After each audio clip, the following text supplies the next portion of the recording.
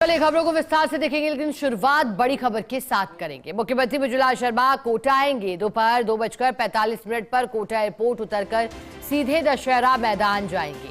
मैदान में श्री धाकड़ महासभा के 32वें राष्ट्रीय अधिवेशन में शामिल होंगे। मुख्यमंत्री मृदुला शर्मा का करीब 1 घंटे तक कोटा में रुकने का कार्यक्रम है। अधिवेशन के बाद हेलीकॉप्टर से जयपुर रवाना होंगे मुख्यमंत्री मृदुला शर्मा। तो कोचिंग सिटी कोटा में आज प्रदेश के मुखिया मृदुला शर्मा आएंगे। हालांकि वजह इसके पीछे की कहा जा रहा है कि राष्ट्रीय अधिवेशन जिसमें शामिल होंगे। दशहरा मैदान में धाकड़ महासभा का 32वां राष्ट्रीय अधिवेशन शिरकत मुख्यमंत्री मृदुला शर्मा करेंगे। इससे पहले मुख्यमंत्री की व्यस्तता देखी गई थी लगातार दिल्ली चुनावों में, और बड़ी जीत भी वहां मिली। और ऐसे में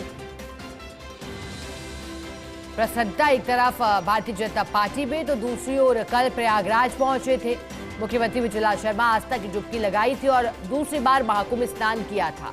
फिर आज मुख्यमंत्री का कोटा जाने का कार्यक्रम है। कोटा एयरपोर्ट उतरकर सीधे दशहरा मैदान जाएंगे। दोपहर 2:45 बजे का समय बताया जा रहा है जब मुख्यमंत्री कोटा के लिए निकलेंगे। 32वें राष्ट्रीय अधिवेशन में शामिल होंगे मुख्यमंत्री और करीब 1 घंटा तक कोटा में ही रहने वाले हैं। इसके बाद हेलीकॉप्टर से जयपुर के लिए मुख्यमंत्री रवाना हो जाएंगे और फिर जयपुर आने का उनका कार्यक्रम। और ऐसे में मुख्यमंत्री के कोटा आगमन को लेकर के तैयारियां भी की गई हैं।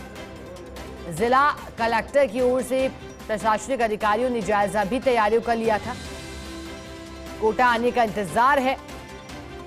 हालांकि जब भी कोटा आते हैं मुख्यमंत्री कोशिश यही रहती है कि कोचिंग सिटी में बेहतरी के लिए किन नवाचारों पर गौर किया जा सकता है वो भी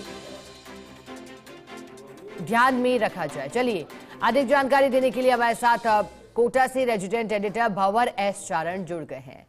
भंवर, मुख्यमंत्री मृदुला शर्मा कोचिंग सिटी आएंगे, समय भी बता दिया गया है। बताइएगा क्या पूरा प्लान रहेगा, क्योंकि 1 घंटे तक वहीं ठहरेंगे। कौन कौन से कार्यक्रम है जिसमें शामिल होंगे मुख्यमंत्री?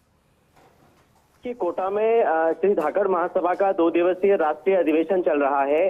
अधिवेशन कल से शुरू हो चुका है। आज अधिवेशन का दूसरा और अंतिम दिन है।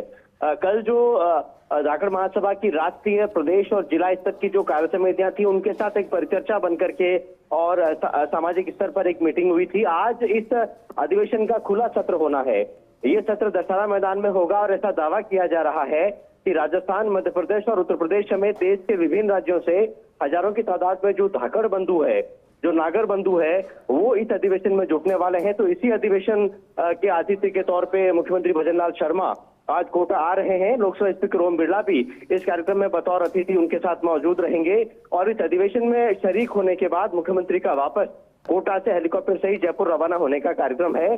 करीब 2:45 बजे के आसपास मुख्यमंत्री का कोटा पहुंचने का कार्यक्रम है और एयरपोर्ट से ही सीधे वो दशहरा मैदान अधिवेशन स्थल के लिए रवाना हो जाएंगे। और अधिवेशन में शरीक होने के बाद, जैसा मैंने बताया आपको, वापस कोटा से वो जयपुर रवाना होंगे। जी भंवर, ऐसे में तैयारियां क्या है इस कार्यक्रम को लेकर, क्योंकि आपने कहा न सिर्फ मुख्यमंत्री बल्कि स्पीकर भी मौजूद रहेंगे? देखिए, दशहरा मैदान में एक भव्य पंडाल बनाया गया है, बड़ा पंडाल बनाया गया है, जिसमें करीब 20 से 25 हजार लोग जो हैं वो शेडेड जो वहां पर पंडाल बनाया गया है उसके नीचे बैठ सकेंगे। इसके अलावा हजारों की तादाद में जो लोग हैं वो इसके अलावा खुले में भी बैठ पाएंगे। तो हजारों की तादाद में जो धाकड़ बंधुओं का जमावड़ा है वो यहाँ कोटा में लगने वाला है। तैयारियां पूरी इस कार्यक्रम को लेकर के मुकम्मल कर ली गई है। और अधिवेशन के दौरान जो धाकड़ समाज की आगे की दशा दिशा है, खासकर जो राजनीतिक भागीदारी है, जो क्योंकि बेसिकली धाकड़ एक ऐसी कौम है प्रदेश की, देश की, जो कि खेतीहारी कौम मानी जाती है। तो खेती किसानी से जुड़े किस तरह के प्रस्ताव अधिवेशन के दौरान आते हैं, किसी तरह के सामाजिक उत्थान की जो बातें हैं उन पर किस तरह की बात होती है, और धाकड़ बंधुओं के बीच में पहुंच करके मुख्यमंत्री और लोकसभा स्पीकर क्या कुछ कहते हैं, इस पर सभी की निगाहें हैं, इसकी सभी को प्रतीक्षा है। तो 12 बजे के आसपास ये अधिवेशन शुरू हो जाएगा और 2 बजे बाद मुख्यमंत्री भजनलाल शर्मा भी अधिवेशन को लोकसभा स्पीकर ओम बिरला के साथ ज्वाइन करेंगे। भंवर, पूरे कार्यक्रम की रूपरेखा भी बता दीजिए, किस तरह से कार्यक्रम आगे बढ़ेगा, क्या क्या कार्यक्रम में रहेगा खास? देखिए, कार्यक्रम को लेकर के धाकड़ महासभा के कोषाध्यक्ष और प्रदेश के ऊर्जा मंत्री हिरालाल नागर ने कमान संभाल रखी है। इसके अलावा धाकड़ महासभा के जो राष्ट्रीय अध्यक्ष और मध्य प्रदेश के राजगढ़ से जो सांसद हैं रोडबल नागर, वो भी 2 दिनों से कोटा आए हुए हैं। इसके अलावा मध्य प्रदेश और राजस्थान के कई सांसद, मंत्री, विधायक, पूर्व मंत्री भी इस कार्यक्रम में पहुंचने वाले हैं।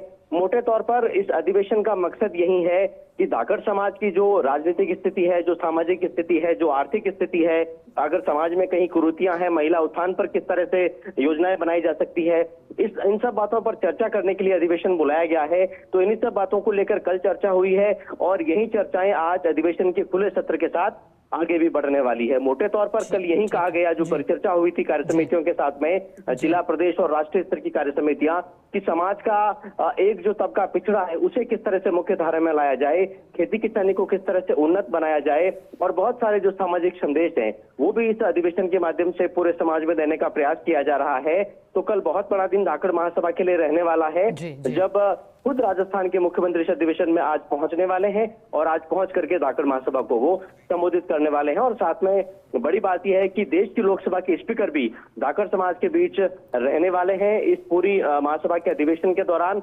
और महत्वपूर्ण बात यह भी है कि आगामी दिनों में जिस तरह से धाकड़ महासभा के चुनाव होने हैं, तो शायद उसको लेकर के भी कोई दशा दिशा तय हो सकती है। ऐसा अधिकतर होता आया है कि धाकड़ महासभा के जो अध्यक्ष हैं वो राजस्थान के पड़ोसी राज्य मध्य प्रदेश से बनते रहे हैं। तो क्या अब राजस्थान से कोई धाकड़ महासभा का अध्यक्ष बनेगा? क्या चुनावों को लेकर भी किसी तरह का डिक्लेरेशन होगा, या फिर केवल जो सामाजिक जो पहलू है उन पर ही केवल अधिवेशन में चर्चा होगी? ये सब आज देखने वाली बात होगी। ठीक है भंवर, बहुत शुक्रिया आपका साथ जुड़ने के लिए।